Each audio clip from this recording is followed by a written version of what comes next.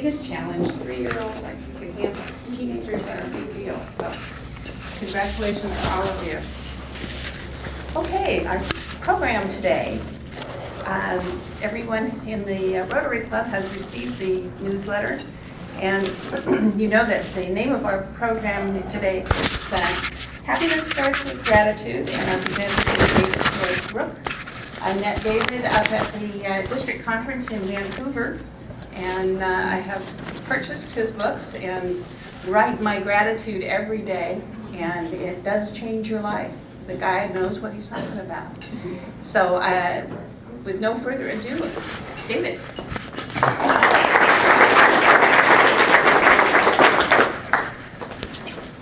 Thank you, Andy. Well, normally I start off with a question, which I'm going to start off with in a minute, but Benjamin, Josiah, and Kevin, where did the other one go? There he is. I want to be working for you guys someday. I'll tell you, what an inspiring group. Let me just jump right in. How many people here, by show of hands, have had a significant personal loss in your life? About 90%. So speaking of the students, I'm fortunate enough to do commencement speeches and talks at high schools, and I'm still blown away there that sometimes half the kids raise their hands. I go all the way up to nursing homes where the average age is 90, 95, and as you can imagine, every single person raises their hand. It's amazing how much this impacts our life. I'd like to tell you very quickly about the significant personal loss in my life. It was September 29th, 1998, 6:30 in the morning. It was a Tuesday. I woke up and I looked to the right and I couldn't find my wife, Dana. And just as I was thinking, I wonder where Dana is, Connor, my 4-year-old, comes in and goes, "Where's Mommy?" I don't know. Let's see if we can find her. So we walk down the hallway. We look in a room. Kyle, my 14-year-old, comes in. Same question, same answer. We don't know. So we look in a couple of rooms, and we go downstairs, and we look down the stairs, and here's Dana crumpled down in front of the washer and dryer. She's all crumpled over. It doesn't look good. So we go running down there. I turn her over, and there's all this stuff coming out of her mouth. Connor starts crying. I said to Kyle, "Go call the cops, call the fire, call whoever you could." And in about 5 or 6 minutes, there must have been 25 people in our house. They had her out on the floor, and they had those wires and tubes and those electric shock things and so forth. Most surrealistic thing I'd ever experienced in my life.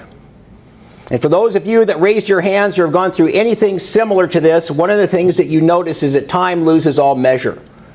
And I didn't know how much time had passed, and this short fire person comes over to me and says, "Mr. Brooke, we've been working on your wife for an hour and a half.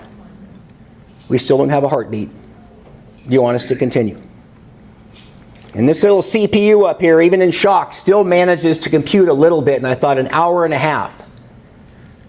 And I said, "No, you can stop." And she was dead.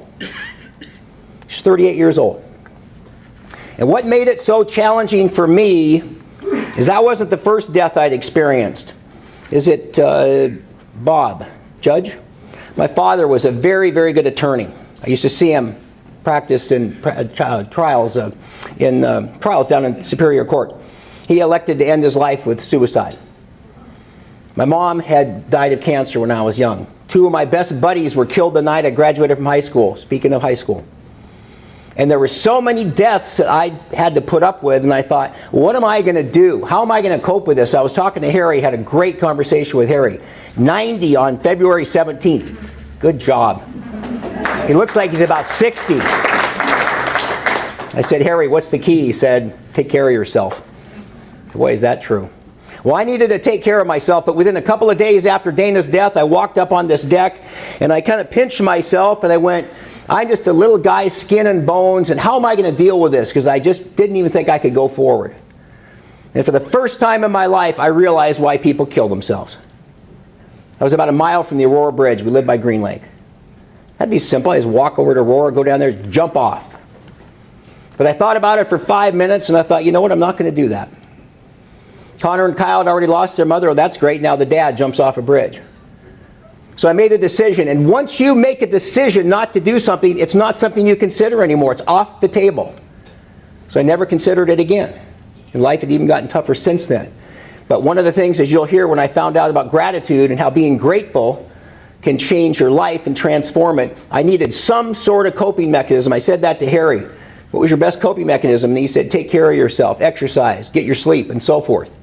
But we got to have things, because life, when I talk to these students at the schools and I say, you're just getting ready to head out into high school, or out into the real world rather, from high school. This is life. I've never met anybody that has something that wasn't like that. This is a lot of fun. This isn't. This is where you want to get again, but this is where the lessons are learned. That's where you find out what you're made out of. So one of the things I said, I'm going to have to figure out something, and I think I'm going to embrace gratitude. But it also depends on how you look at something. So I'd like you to all stand up if you would. Lunch is over. You can kind of stretch out. Very nice lunch, by the way. Thank you. I had a little salmon. And I want you to, now there's no clock here, but I want you to take your right arm, extend it high, and start turning in a clockwise manner. Now, for some folks, this isn't a problem, but here's a watch. Sometimes the students have no idea what clockwise is. You know, they go, we're digital. So just get it going clockwise, and just keep it going clockwise. Now just start slowly bringing it down. Slowly bringing it down to your forehead. Keep it going clockwise. Eyes, nose, chin, chest, waist. Now what direction is it going? What'd you say, Jay? Counterclockwise? Yeah, good. You could say. What'd you say? The right answer. I said clockwise. Anybody? Bueller? It's Miss Principal? It's going counterclockwise. So you can sit down. There's always a few people. I have these fraternity brothers that I've known for 45 years, and one of them said to me recently, you know, I've seen your little presentation, and frankly, I wasn't that impressed. And then he turns out and he says, so how does this work? And I go, well, if you're so unimpressed, how come you don't know how this works? I said, I could say the glass is half full or half empty, but if you look at it from above and below, one's clockwise, one's counterclockwise. But it's a choice, and you have a choice. And one of the things I found out about gratitude is gratitude makes you focus on what you have versus what you don't have. So there's a 3x5 card on your tables. Everybody grab a 3x5 card, and you're going to need a pen. So if you don't have a pen, raise your hand, and I'll bring around some extra pens. Hopefully we have a few people that have their pens. I'll be good. Thank you. More pens. And if you need any 3x5 cards, let me know. Oh no, I got it. Pen? I've Pen? got a pen. Pen? Pen? Yep. Cards? Card here. Okay, hold on. Let me grab some more cards here. Can you just get cards? Pen? Andy's got some more cards. Pen? Cards? We need 2 more. Pen? Okay, pen? Oh, and you'll get them to you. Okay, for those of you that are already ahead of the game here, upper left-hand corner of the card, I want you to write, I see you as. Those 4 words, I see you as. Upper left-hand corner. And now you're going to need a partner. So everybody partner up with somebody. And if you have anybody that needs to switch tables, that's okay. So everybody have a partner?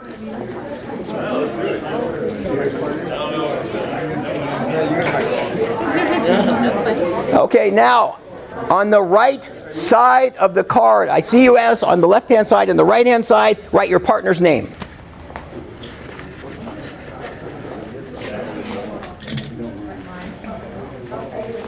Okay, and then sign the card at the bottom on the lower right-hand side. Sign your name. And here's what I'm going to do. Everybody got it? Are you guys sharing a pen? Yeah, we need. Hold on. Okay. So I'm going to give you 30 seconds, and here's what I want you to do. Whether you know this person that you're partnering with or not, I want you to write how you see them. I see you as energetic. I see you as happy. Any adjective to describe them, 30 seconds, go. Write as many things as you can. 30 seconds, go.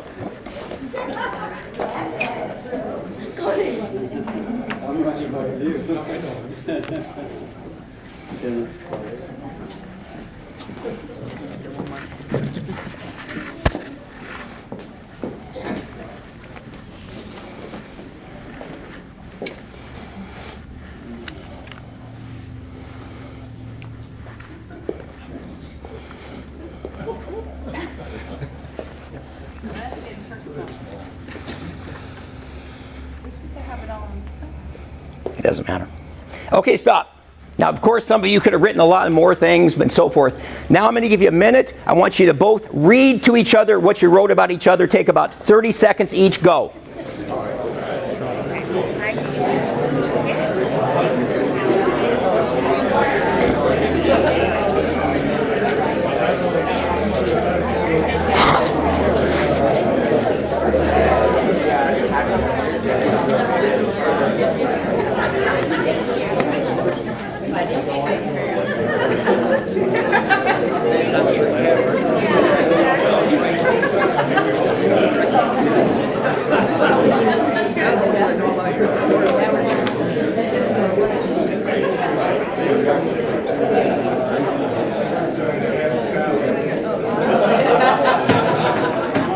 You guys are fast. On task.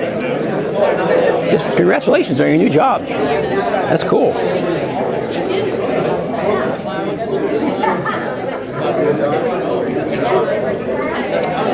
Okay, and stop. Now again, some of you could go longer than others. We got the speedy table up here, no surprise. Average age is a lot younger than this age. So now give each other the cards that you wrote about each other. So get the card the other person wrote about you. And I want you to look and see what that person, they just read it, but I want you to look at that card and read that person, that the things that they wrote about you. And my question is, how many people are going to hang on to that card? Once again, almost every single person. That exercise has to do what gratitude and embracing gratitude will do for you. I don't understand. The most important relationship you'll ever have in your life is the one you have with the person in the mirror. So somebody else will say, I listen to this. I see you as energetic. I see you as driven. I see you as passionate. All these types of things. But why don't we do that to ourselves? I've taken certain words out of my vocabulary. H-A-T-E is one I don't say anymore. L-O-S-E-R is a word I don't say anymore. I would say things to myself I would never say to a friend. I never understood it. So keep that in mind. When you focus on what you have versus what you don't have, it gives you a completely different view. That's why I'm so impressed with you two and, hold on, Benjamin. Because sometimes I get so discouraged about today's youth, and then I think about what are they writing in the paper. They're not writing about these three. And it's fantastic. But it depends on what you focus on. So number one thing, I always talk about 5 things. Number one thing, embrace gratitude. Second thing is, it takes as long as it takes. By the way, I have a cold day. I apologize for a scratchy throat. So I'm 19 years old. I graduate from high school. I go to college. My high school teacher calls me. He says, I want you to come and talk to these students. Tell them what it's going to take to be successful. And I said, why you pick me? Why'd you pick me? He said, I don't know. I think you're going to be successful. I talked to these kids. I'm a freshman at the U. Go back and talk to the senior high school. I walk back to my car. It's 1969. I thought, I want to be a speaker someday. That was 42 years ago. So I'm running these Nordstrom stores, I'm running Lowe's, I'm doing all these different things. And 2 years ago, Connor's now 17 at the time, I go, I'm done. I'm going to be a speaker. So it takes as long as it takes. My heroes are Colonel Sanders, who started KFC at 63. Ray Kroc started McDonald's like in his 40s. So it doesn't matter what your path is. We're not all going to be 18 and have the same path, but it takes as long as it takes. So I go tell Lowe's, I'm done. I walk out of the store. I'm running the store in Mount Vernon. I come home. As I said, Connor's 17. I walk in. He says, what are you doing home? It's 2 in the afternoon. And I said, I quit. And he says, what are you going to do? I said, I'm going to be a speaker. And he goes, well, that's just super, Dad. And then he just looks at me and he goes, what are we going to do for money? And I said, Connor, it's okay. It's okay. Your dad's got a plan here. But it takes as long as it takes. Everybody's journey is different. There's so many people that I watch and I see them downtown. They're just walking around. They're just staring out into space. And then the elevator, I'm down in buildings downtown making talks and things. And it's so sad. So you got to figure out what that passion is going to be and ultimately what your purpose is going to be. But Connor really struggled when Dana passed away. And they go into, he's in preschool and then in kindergarten. And they said, you know, they haven't assessed. Your son is really messed up. I said, you know, his mom just died 6 months ago. Yeah, but he's got all sorts of problems. So I went through and put him through all these tests, and he had a really tough time. I had to put him through first grade twice, and he wanted to play baseball. He just kept trying and trying. He couldn't hit, couldn't run, couldn't catch, couldn't throw. Other than that, he was okay. But it was really a struggle. But I was the best parent. I had no wife. I was the best parent. I'm going to raise these two boys. I said I wasn't going to jump off that bridge. So I took him and went to all the PTAs and all those different things. But he never played. And when he did T-ball, it's Connor, the ball's down here. What are you swinging up here for? So finally one day he lowers it and he finally gets closer to the ball. He finally hits the tee. And the ball goes forward and he goes, Dad, I got a hit. And I went, Connor, it's the ball, not the tee. But he keeps going on. He never plays. Finally, we get to May 31st, 2005, and it's a Little League game, and Connor's not playing. And it's the bottom of the 7th. It's 7-6, the other team, and there's guys on second and third, and I think the coach is out of players.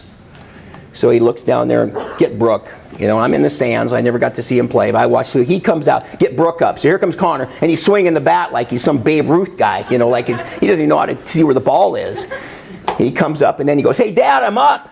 And I just went, kids don't talk to their parents in the stands. Are you kidding me? They want you to be there, but they want to pretend they don't see you.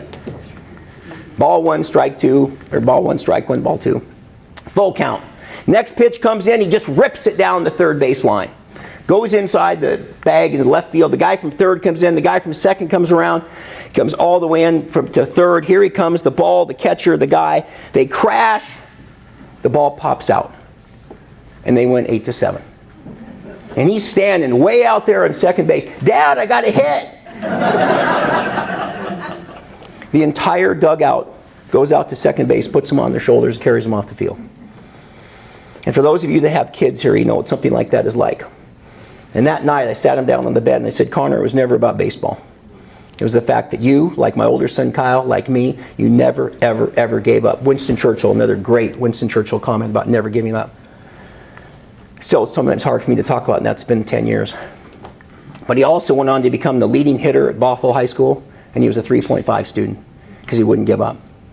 And it's so important. I meet so many people that give up. And when I get to talking about a gratitude journal in just a second, you'll see why something like this and anything you focus on what you're grateful for can make such a difference in your life when you struggle. Because we all struggle.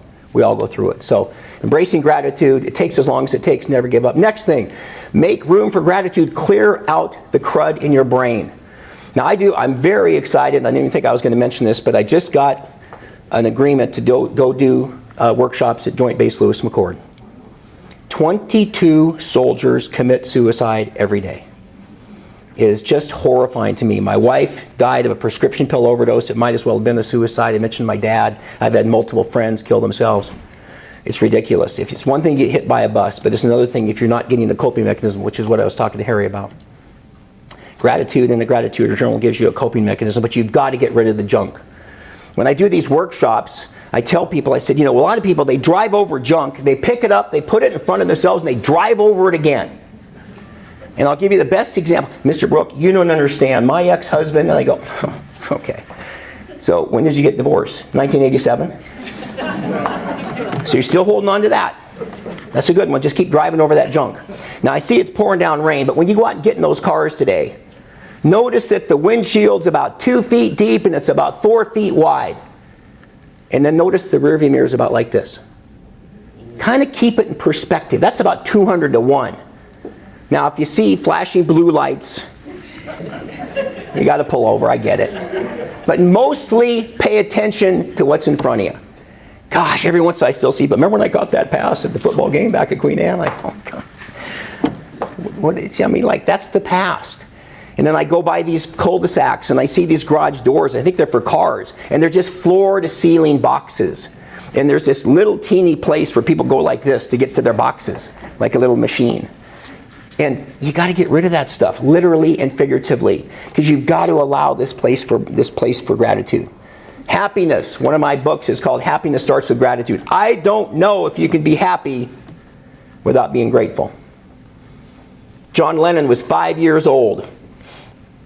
They were in class, and just before class, rather, his mom says, I'm going to tell you the most important thing I'm ever going to tell you. Your number one goal in life is to be happy.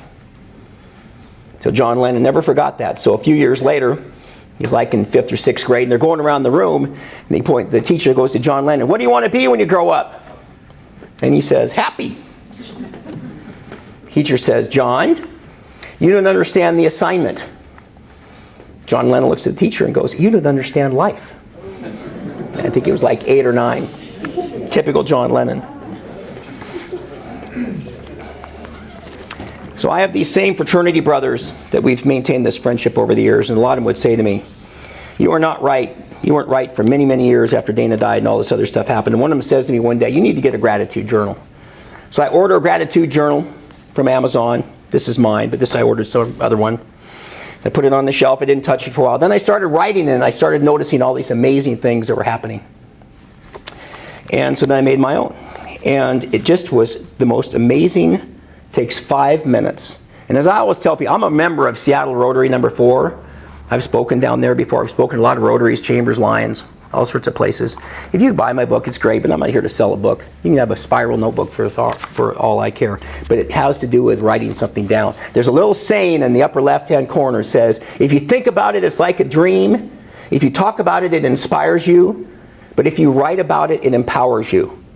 There's something about writing. I am so grateful that Andy invited me today. I am so grateful I had a chance to hear from Mr. I'll be 90 on February 17th. Harry inspired the heck out of me. And where's Jim, Mr. Mountain Climber? You don't even know I know about you. And it's just there's so many in these kids. Ben, Josiah, Kevin. Cracks in my memory. It's so inspiring. You have to have things, but you know what? When you're all by yourself, you come into this life on your own, you leave on your own. This can be your best friend, somebody that you talk about every single day that you get to focus on again when you write down what you're grateful for. So I want to do another, I'm very sensitive about time, so I only got about 10 more minutes. I want to do another quick little experiment. So it's one of the things I say in here. There's the journal, that's the entry from a couple days ago. Day and date. And there's a couple lines that say current events and special occasions, so you don't have to have a journal or a diary. What are you grateful for? And this is what you're going to be grateful for, your gratitude intentions. And then down at the bottom is the highlight of your day. But there's a number at the top. It's called your daily number. Every day you assign yourself a number. And when you write, you can go back and reference that and see why you were this number versus that. Best day of your life is a 10. Worst day of your life is a 1. And so you assign that number. And some people write first, then do the number, and some do the number first and then write. So here's what I'd like you to do. This doesn't involve any. This is just you. Don't even turn to a partner. I want you to think about what your number is right now. 1 to 10. 10 is the best day, 1 is the worst day. Okay, and get that number in your head, okay? And I'm just going to do a little poll of the audience here. So if you're a 1 to 5, I don't want you to raise your hand because I don't want to embarrass anybody. But is anybody a 6? Okay, 1. 7s? Okay, fairly good number. 8s, about the same, a little more. 9s, and any 10s. Wow, fantastic. Okay, so here's what I want you to do. So you got that number. Now I want you to think about what's the number one thing you're most grateful for. Harry, I know what it is with you and me, but I don't want to give any hints. I want you to think about if you could write down one thing right now, because it's so much more powerful, as I mentioned, to write it. What's the number one thing you're most grateful for? And once you've got that planted, then I want you to think, what's the second thing you're most grateful for? And I know what they are for me in an instant, but I want you to think what they are for you. And the third and last thing is, what was the highlight of your day? Now it's like 1 o'clock today, so maybe yesterday. What was the best thing that happened to you? Kids, family, spouses, friends, work, who knows what. So the best thing you're the most grateful for, the second thing you're most grateful for, and the highlight of your day yesterday. And see if your mind shifts at all, because again, when you write it down, it makes a big difference. So let's try this again. We had 1 6. Now how many people are now 7? 7s? Okay, a few. 8s? Okay, 9s? And 10s. Okay, about 6 more 10s. Now that's just from doing it in the top of your head, and I do this very fast when I'm doing a 20-minute talk, because I have to try to cover a lot in a very short period of time versus a workshop. That's the power of gratitude when you're talking about what you focus on. I don't tell people this typically. The number one thing I write every single day is how grateful I am for my health. If I don't have my health, I can't be here with you. I can't be a father to those 2 sons. I can't be so many other things. But I will tell you the power of this gratitude journal, and again, whether it's mine or somebody else's, my mother, who died of cancer, was bipolar, and I know I got that stuff from her. Because I battled with depression. You would never know it. I'm managing these Nordstrom stores, and I talk so fast, Mr. High Energy. But I'm not going to take pills. I watched what those did to Dana, and I watched what pills did to so many other people. Not that I'm not advocating that there aren't places for pills. I just can't do it. So I wake up one day, I'm at 2. And I go, I don't even get what the point is. So I grab my gratitude journal.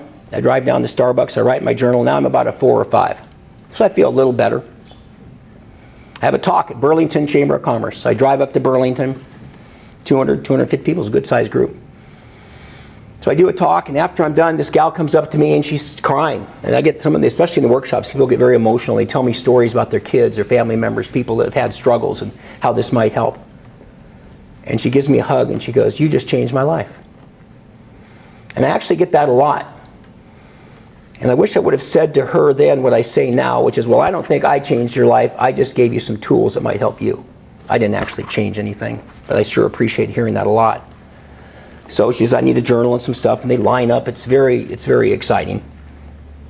And I walked out to my car, and I thought, wow, I wonder who, I need to call somebody. And if you ever wonder who the best friend in your life is, who's the first person you call with the best or worst news? That's one way to find out. So I wanted to call Connor first, and I wanted to call Kyle second. But I took the mirror, and I looked at myself in the mirror, and I realized now I was a 9. I'd gone from a 2 to a 4 to 5 to a 9. And then I did something, because I was just about to wrap up managing the lows. It was actually kind of embarrassing, but I looked in the mirror and I went, I'm so frickin' proud of you. Because you know what I get? Where are the 2x4s? I don't really care. And I was a store manager. I don't really care. But now I'm changing lives. Somewhere along this continuum, from when your birth date to that other date that's out here, we know what that date is. Find something you're passionate about. I always talk about find yourself first, find your passion second, and then find your purpose. Because one of the biggest things, one of the Joint Base Lewis McCord said, we want you to do more of a leadership thing with these heads of these departments. And it reminded me of this survey I heard once 30 years ago. What employees want in a job? Number 3, they want help with personal problems. Number 2, being in on the know. And number 1 was appreciation and recognition. And working for Nordstrom, I was talking to Andy. Where's Andy? Her son works there. Phenomenal in that area. But now that's changed. Appreciation and recognition is still there, but the other ones have dropped off. Number 3 is responsibilities. Number 2 is goals. And the runaway thing that people want now is purpose. What am I doing here? I was saying to Andy, talking about this, we've been around for a while and how fast it's gone by. So, last couple things I want to talk about. Gratitude journal. Again, I have them. And by the way, I send out a 2-minute video every single Monday on gratitude. It's just a quick little hit on a little gratitude reminder. So if you'd like that, I have a sign-up sheet over there. And you can sign up for that. And certainly I've got cards if you want to refer me. I did get to do this 2 or 3 times a week. So I feel very, very fortunate. Now with this Joint Base Lewis McCord, I know I'm going to be changing a lot more lives, which is thrilling. So embracing gratitude, it takes as long as it takes, never give up. Make room for gratitude, clear out your brain. Get a gratitude journal, or at least be grateful and do something like this. And the last thing is sharing gratitude. Sometimes I don't say this, but I've been hit up quite a few times with network marketing people. And I think it's fantastic, but they're so excited. They want to share it with you. Let's have coffee. So I go to Starbucks and I'm getting my coffee and there's like 4 vitamin pill bottles there. And I just don't, we're going to talk about this. It's not that, I just think it's fine. They're so excited about it. So speaking of sharing gratitude, how many people here in the last 20 minutes have been on their smartphone since I've been talking? Anybody? Look at this group. Gig Harbor, on Tuesday, there were 7 people. They're on their smartphones. I'm not going to mention who it was, Gig Harbor Rotary. And so I'd like you to all take out your smartphones. If you don't have a smartphone, it's okay. But for those, most people have them. Are we fine free? Huh? Are we fine free? Find what? Yeah. Okay, and what this is called, and if you don't have your smartphone, you can write on one of those cards.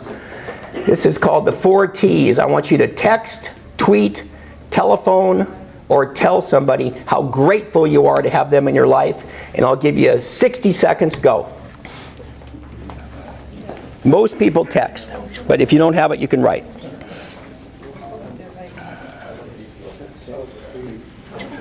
Telegraph. The 5 T's. That's hilarious.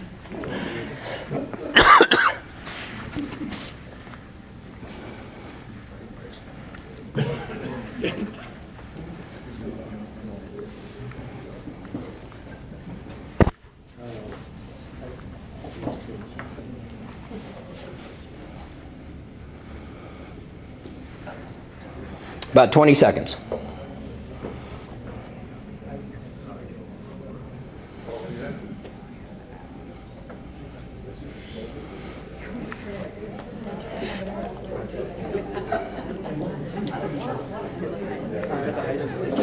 Okay, and stop. And of course, you can do these more later if you want. Now, I mentioned that I get to go to the high schools, so I give my age about 60 seconds. They do 7 texts in 60 seconds. I've never seen people flying so fast on stuff. But I was at a high school recently, and there was a performing arts center, so there was a lot of parents there too, and I heard a person right over here about where Bob is, and I could hear her. You know, most people text, but she was using the phone, and she goes, yes, I think it was her husband. She goes, yes, honey, I love you so much, and I'm so grateful for you, and I don't know, some speaker just told me to call and tell you this. And no, you're not supposed to say that. But then, as I mentioned, the people I get to speak to afterwards, or people will come up to me and they'll show me they're so proud of their text, and they'll show me this one, and here's one that says, you know, I'm grateful for you.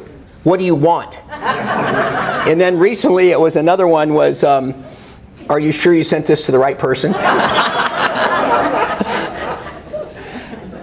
But it really is about sharing and remembering, and I've seen all sorts of other responses to that, and you can hear them beep sometimes. And What'd you do? what was it? What'd you do? By the way, that was good, Jay. Who said telegraph? Who said that was Dawn? Is it Dawn? God, I'm changing it now to the 5 T's. That's great. Thank you, Dawn. So when you find something you're excited about, I was telling Andy, when I do these workshops, and I'm going to wrap up here in 2 minutes because I always like to finish right on time. I added a new exercise I'm going to do, and it's going to be $1 million check. And I'm going to pass it out to the soldiers or different people to see if people have found their passion. And this started because a friend of mine wrote out a check to me for $1 million, and he said, you can cash this check if you stop being the gratitude guy. And I said, no thanks. He said, you can just go work back at retail, and would you like a new suit? Whatever. And Nordstrom is fine. I like working there, but it's all about finding your passion. And I tell people where you are, that's why that part about it takes as long as it takes is so important. But once you find something, you want to share it with people. And I remember years ago, I was fortunate not to do drugs. I never even smoked dope or cigarettes, any of that. It's all so silly to me. Maybe I was fortunate. But I did have an adrenaline junkie side to me.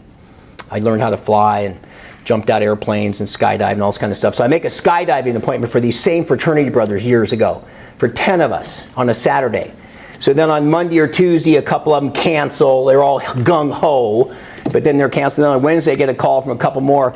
I think I have a sore throat. I'll go, great. So I walk up proudly to the counter at Issaquah Skydiving at 10 o'clock on a Saturday. He goes, can I help you? And I said, yeah, I'm here for a skydiving appointment. Brooke, party at 10. He looks around and he goes, where's all your friends? And I went, I don't have any. And I went by myself. I was the only guy. And I got a picture jumping out of the airplane. I'm all gritting my teeth. It was scary. It was a static line thing. But I had nobody to share that with. All I can do is show that picture and go, look at this. Isn't that cool? So when you find something you're passionate about, share it with people. It always makes it so much more fulfilling in life. And find that passion if you can. Find out who you are, find out what your passion is, and then you'll find out what your purpose is. I meet a lot of people who have had no purpose. Gratitude, it can absolutely change, it can transform your life. I truly believe if it wasn't for finding gratitude, I wouldn't be here today. And that saved my life. It can save yours too. Thanks a lot. Time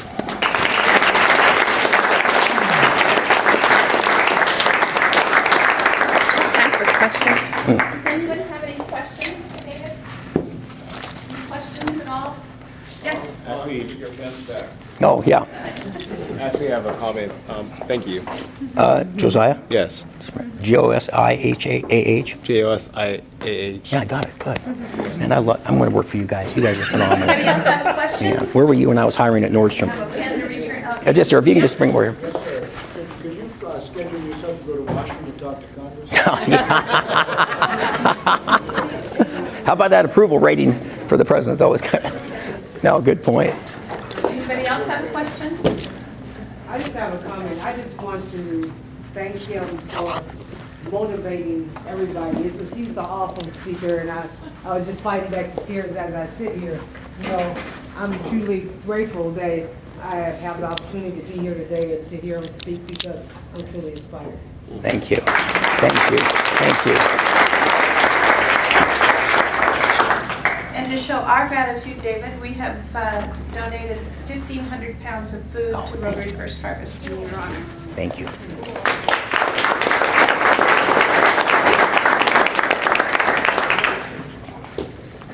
Okay. Well, we're going to have a gratitude time. Our fine master got bound up with a client, so we don't have a fine master. So we're going to do gratitude dollars today. And I'm going to bring out my 5 gratitude dollars. They're in here somewhere. There we are. I have gratitude bucks for David being here today and having the best birthday party ever last year. It kind of wasn't supposed to be my birthday party, but it turned out to be my birthday party. So,